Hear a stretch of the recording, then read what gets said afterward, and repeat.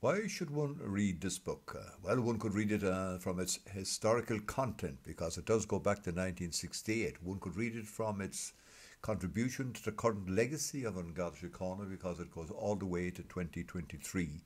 It's written through my eyes as a former member of the Garda Síochána, and I was there from 1968 to 2006, and since then I've had a long and enduring interest in the progress of the Garda Síochána in the more recent times. So there are personal stories, but I really also give examples of the direct impact that the Troubles had in the Republic and how the different power brokers in the Republic reacted to it. The impact also, of course, on the Garda Síochána, on the community, and the major outrages that occurred and how they were dealt with by the state leading up to the 1998 Good Friday Agreement. But it is particularly relevant today because it deals with the enduring legacy.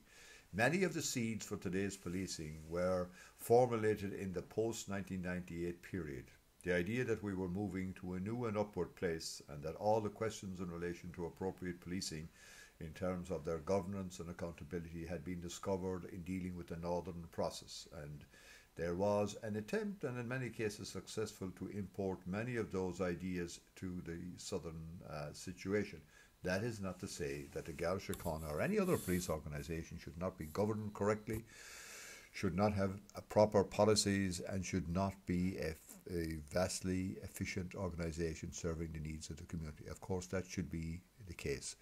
Also in the book, I've set out to challenge what I call the paradigm of forgetfulness. Right now, one would think that every day when new issues arise, that nothing had ever happened in the past.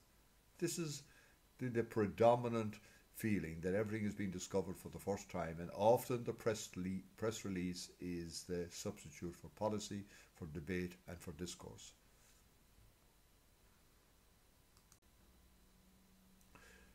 Have you ever wondered what really happened in the law and order space in the Republic during the Troubles? And what can we learn from this? Have you wondered how the key actors behave? That's the government, the politicians, the Gardaí, the terrorists and the criminals, foreign intelligence agencies, the media and the general public.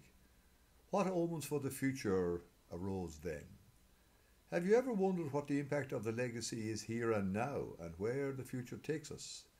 What lessons should be learned for today's power players? The book itself runs to 477 pages, 145,000 words and 3,500 paragraphs. And it has a very detailed table of contents and a multi-page index, so it should be easy to find a particular topic and individual within this particular book. Thank you very much for staying with me so far.